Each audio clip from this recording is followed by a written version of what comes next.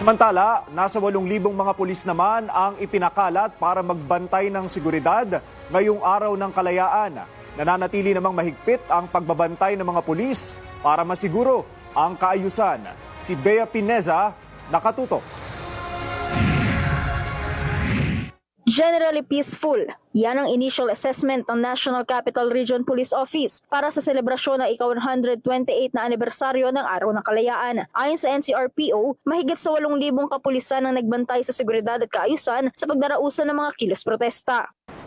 So para po sa ating celebration ng 128th Independence Day, meron po tayong inilatag na nasa 8,400 na personnel, PNP personnel, dun po sa mga lugar kung saan magkakaroon tayo ng celebration. Ganon din po dun sa mga identified rally sites natin or yung mga areas po na posibleng magkaroon ng mga pagtitipon ngayong araw.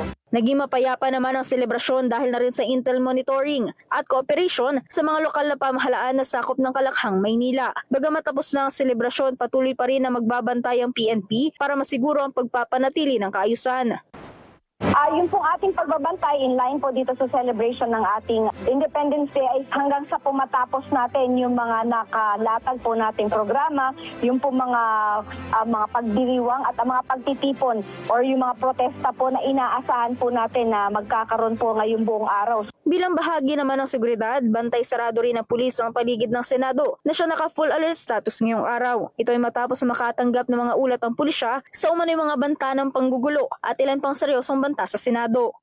Pagdating naman po din sa ating pagsisecure dito sa Senate at sa mga sinasabi pong banta, patuloy po natin itong binavalidate at bine-verify lahat ng information para po masiguro po natin at malaman natin kung talaga po bang mayroong threat na patungkol po dito sa sinasabi po nila na banta dito sa Senado. Sa panig ng militar, kaisa si General Romeo S. Browner Jr. sa selebrasyon ng Araw ng Kalayaan. Sa kanyang mensahe ngayong Hunyo 12, sinabi ni Browner na ang temang kalayaan, kinabukasan at kasaysayan ay nagsisilbing paalala na ang tinatamasang kalayaan ng bansa sa kasalukuyan ay bunga ng mga sakripisyo ng naunang henerasyon.